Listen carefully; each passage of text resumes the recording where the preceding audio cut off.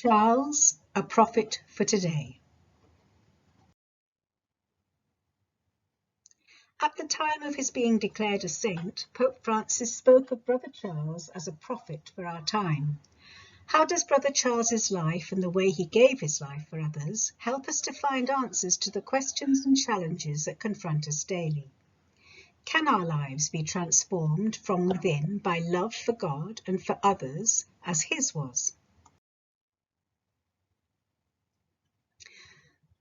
We live in an exciting world. We can exchange ideas across the globe, and we can even envisage living on the moon. But often we are confronted with a world of acute competition and with choices that have far-reaching consequences. What guides us, and how do we keep up with the pace? What do we value most in our lives? Let us take a look at Brother Charles's life with all its twists and turns. Charles de Foucauld was born in Strasbourg in Alsace on the 15th of September 1858. It was a time of war and division between France and Germany.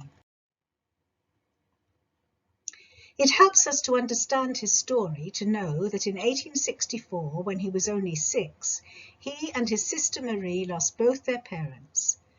This affected him deeply. They were brought up by a very loving grandfather.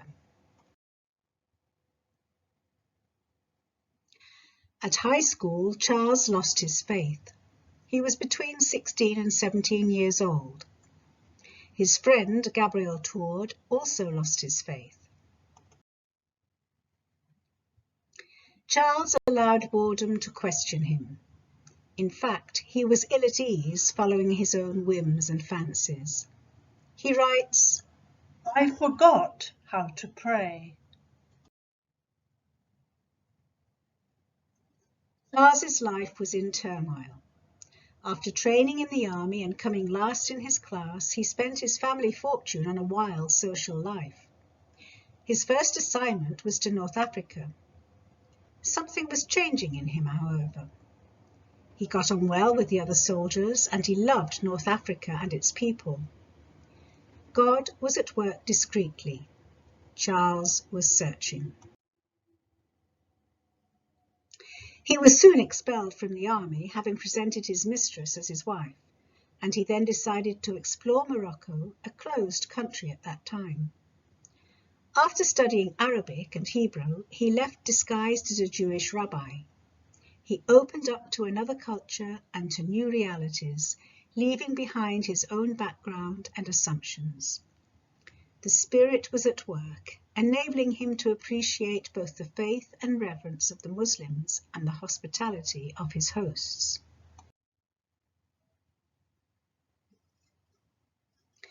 Charles calls us too to be open to what is new and different, and to be able to take risks. Charles rediscovered through the witness of the Muslim people the greatness of God. His reawakening to his own faith was triggered by this experience. Islam really shook me to the core. The sight of such faith, of these people living in the constant presence of God, made me glimpse something greater, truer than worldly concerns. I started studying Islam and then the Bible. Travelling without defence in a strange land, he could have been killed at any moment and was totally dependent on those who took him under their roof. Twice his hosts saw through his disguise. The fact that he came out alive was because, as believers, they held the life of a guest as sacred. On his return to Paris, Charles was searching. He would visit churches praying this prayer: My God, if you exist, help me to know you. Then, at the moment of his conversion, the Spirit opened his heart. As soon as I believed there was a God, I knew I could only live for him. In the midst of all his adventures, Charles had a very loving relationship with his family, especially with his cousin Marie, with whom he corresponded to the end of his life. The Spirit was at work in these family bonds too. It was through his family that he had met Father Houvelin, who invited Charles to return to the church and who became his spiritual father. It was very difficult for him to say goodbye to his family when he decided to become a Trappist monk, but they supported him through thick and thin. Here too the Spirit was at work. Brother Charles listened to the Spirit, who was inviting him to leave everything and come and follow me. In his search to follow Jesus of Nazareth, Charles became a Trappist monk, first in a monastery in the mountains of France, and then in Syria at Akbez, in an even poorer and isolated monastery there. When he met the local people, he realized that their poverty was far greater than his. He was aware that the monastery was protected by the army, being a French institution, while the Armenian Christians were being annihilated by the Ottomans. They were his fellow Christians and brothers and sisters. He writes, "All over Armenia, and quite close to us too, there have been terrible massacres. But we were never in any real danger because we are Europeans. The Turkish government takes great precautions to keep anything from happening to us. But for the Armenians it was horrible. People speak of 100,000 men and women being killed." Invited to go and pray beside the bed of a dying man living in the shacks around the monastery, Brother Charles realized that these manual laborers were already living the life he so longed for, the life of Jesus, who spent 30 years in Nazareth as a poor workman. He wrote, "I long for Nazareth." Listening to the Spirit and a desire to follow Jesus in Nazareth more closely, he left the monastery and returned to the Holy Land, to Nazareth, and became an odd job man for the poor Clare sisters. He is seduced by the humility of God, the mystery of a God who chose the lowest place. In Nazareth, he spent his time listening at the feet of Jesus and allowing his whole life to be transformed by him. He accepted ordination, which at first he had refused, wanting to imitate Jesus, who took the lowest place. But then he thought of all those who had never heard of Jesus in Morocco and all North Africa.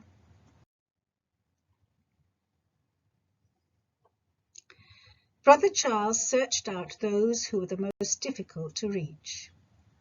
Ordained priest on the 9th of June 1901, he left for North Africa, which was so dear to him. He built his home in an oasis village near the Moroccan border called Beni Abbes. Brother Charles arrived at Beni Abbes on the 28th of October 1901, and here you see a drawing he made of Beni Abbes. Who does Brother Charles journey alongside in Beni Abbes? Here we see him with the villagers, slaves, soldiers, with all who cross his path.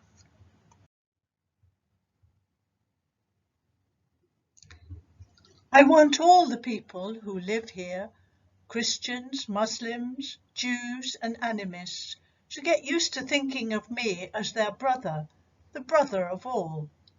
They have started calling the place where I live the Fraternity, and I am really pleased about that." During the different periods of his life, Brother Charles spent hours in prayer and in meditating God's word in the Gospels. But it is the same Jesus that he found in the poorest, in every person crossing his path.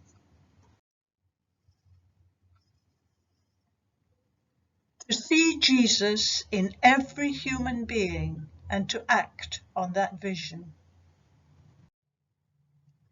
Brother Charles reached out above all to the local people and to those in slavery, but he wanted to be a brother to everyone. Here we see him taking the funeral of soldiers killed in the skirmishes. We see him also sharing his day-to-day experience of life among the Tuareg at peace talks between the Tuareg and the French.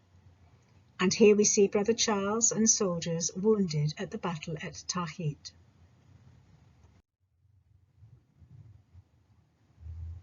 He quotes the Gospel. When you hold a party, invite the sick, the poor, and the lame. You ask me if I'm ready to go elsewhere beside Beni Abes to spread the Holy Gospel. For that I am ready to go to the end of the world and to live till the last judgment. Brother Charles wanted to be a brother to all people. He welcomed each one with love. Through always having an open door and welcoming all who come, Charles was taking a first step in breaking down the barriers and divisions in the society around him.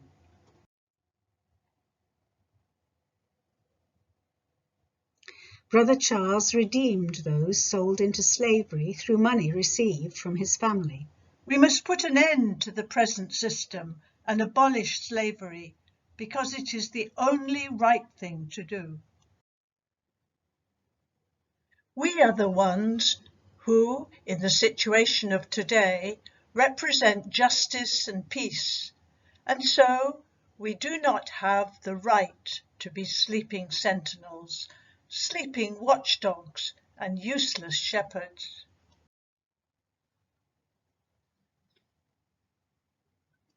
Official document for the release of Paul Bonita Mbarek. In Beni Abes, he had drawn this picture of the Sacred Heart, arms outstretched to embrace the world, and he took as his motto, Jesus Caritas, Jesus Love. He wrote, Every Christian must look on others as a beloved brother or sister. Christians must adopt the attitudes of Jesus' own heart. Brother Charles spent many hours daily in prayer, and he lived in the presence of God. We see him here saying Mass in his tent chapel as delegate for all his friends, both Christian and Muslim. Brother Charles speaks about how he envisages being of the service of the people. He shunned all honours and comfort for himself. I want to lead the life of Nazareth among those who are the most sick, the sheep who are the most lost. I want to minister not to relatives and rich neighbours, but to the crippled and the blind and the most forsaken. For Brother Charles, the small events of each day had importance and reflected his understanding of the life of Jesus of Nazareth, as opposed to seeking power, success, and efficiency. Brother Charles writes, We should share our bread to the last mouthful with the poor, with our guests, with strangers, and receive every person as a beloved brother or sister. Brother Charles emphasizes presence and friendship and reaching out above all to those most in need.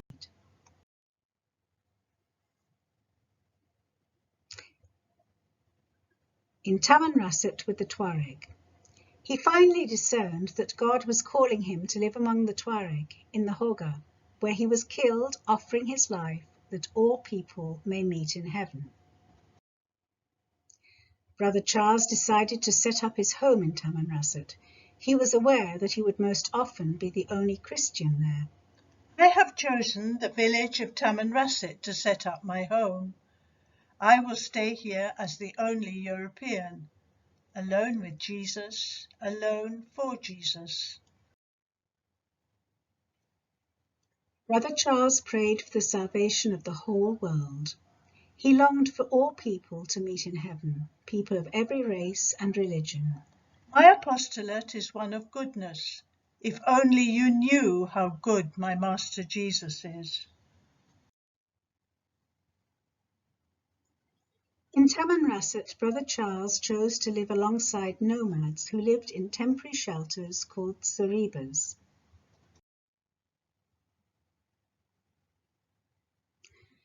From Tamanrasset, Brother Charles wrote, "To live here alone is good.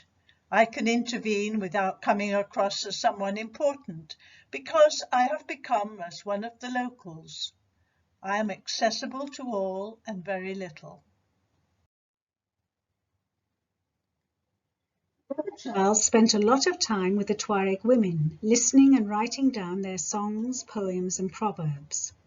It was these elderly women who guided him to the heart of Tuareg culture. He wrote a very detailed Tuareg French dictionary, which has become the history of a people. We see here Dassine, a well-known Tuareg poet and musician.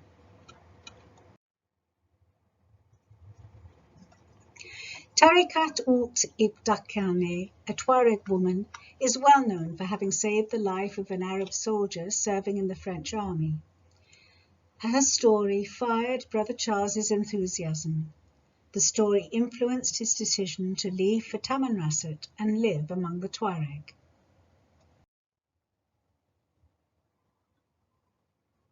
Brother Charles became more and more involved in every aspect of the life of his Tuareg friends. During his last visit to France, he asked his cousin Marie to teach him to knit. In April 1915, he wrote to her, "The knitting and crocheting have worked out well. The women are learning both, and quite a few young people are crocheting sweaters."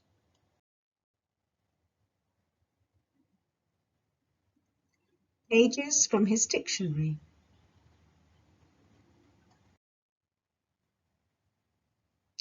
Brother Charles learnt Tamahak and translated the Gospels into the dialect of the Hoga, where he has been welcomed by Musa Ag Amastane, the local ruler. Brother Charles's relationship with the Tuareg, especially at the beginning, was not always easy.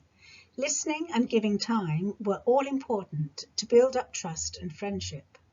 "I received so many consolations from the Tuareg who live near me. Among them I have some excellent friends." Letters written to Brother Charles by his Tuareg friends. If you can speak the Tuareg language, it helps a lot, as vowels are not written down.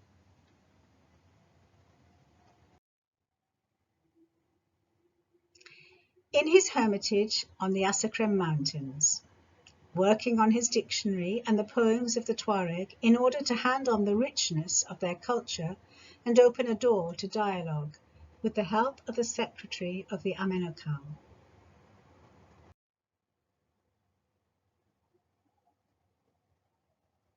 Brother Charles with Uksem, the son of Chikat, one of his best friends.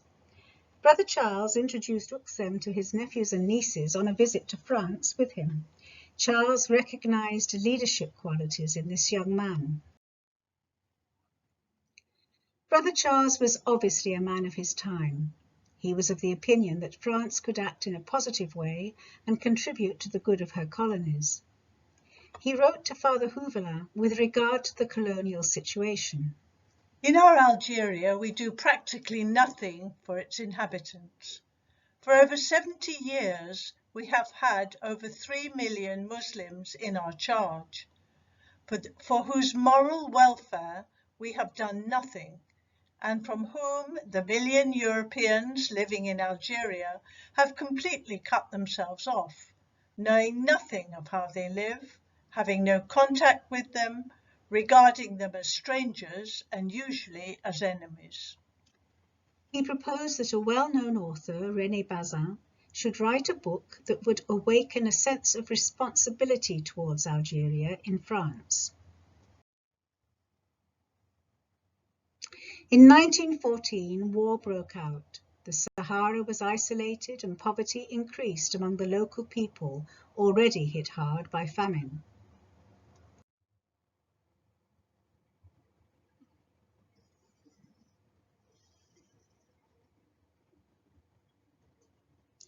Those who possessed camels left for neighbouring regions, while cultivators with small plots of thirsty soil, who had no other means, stayed behind. Brother Charles chose to stay with them. He belonged with them. together with other Christian denominations. Brother Charles befriended a military doctor, Dr. Hérisson, who spent Christmas 1909 with him. As Christmas approached, he imagined that as a Protestant he might not be welcome. Brother Charles dispelled this idea. He said he would put aside his work so that the two of them might spend the time together. On Christmas night they sat in the hermitage. Brother Charles talked about his orphan childhood, his grandfather, and the quiet of the woods of Saverne. He wrote, "My father took me on his knee, and my mother made a lovely drawing." Brother Charles wrote to Dr. Hérisson, "I am not here to convert the Tuareg, but to try and understand them.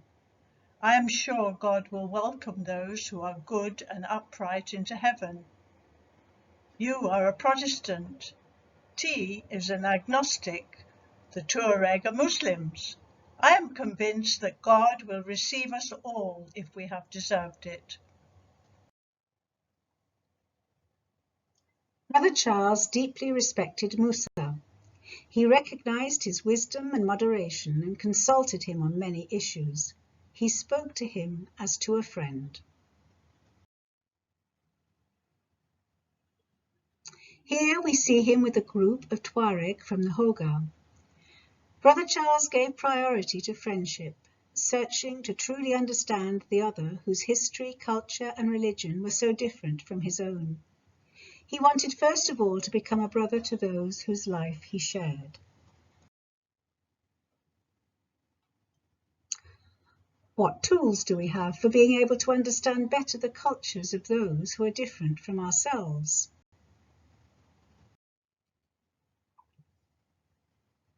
Becoming a friend and sharing as equal to equal was the key to the accomplishment of Brother Charles's life.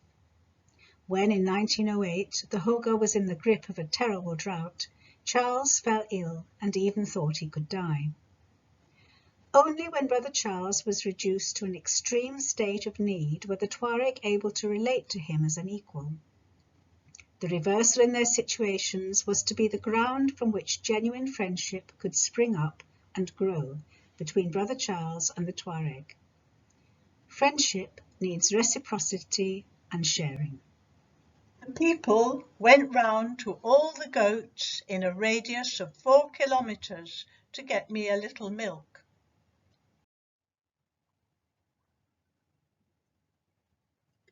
We learn from Charles the value of fidelity, of staying to the end with those he loved and had given his life for. He could have easily gone back to France, but he chose to remain with those who had no means to escape from their poverty and insecurity.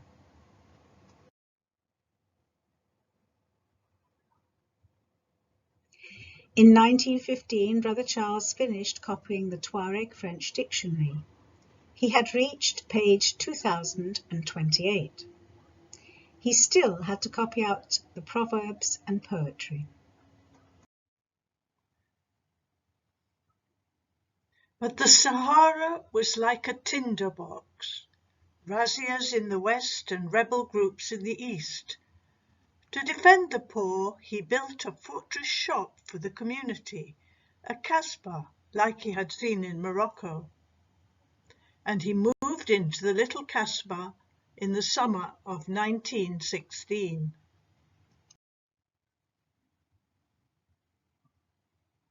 On the evening of the 1st of December, a Friday, he was alone and waiting for the post to arrive. Hearing a knock at the door, he half opened it, but it was not the mail. A band of rebel Tuareg seized him and bound him to take him as a hostage. A young boy held him at gunpoint.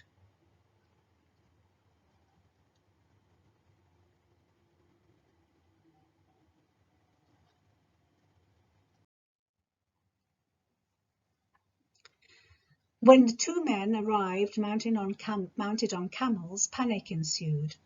The boy fired and Brother Charles was shot and died on the spot at the door of the fort. He had written several letters. These were found already stamped on the 21st of December 1916, when the pillaged fort was discovered. On the left we see the place of his death, showing the bullet hole in the wall facing us.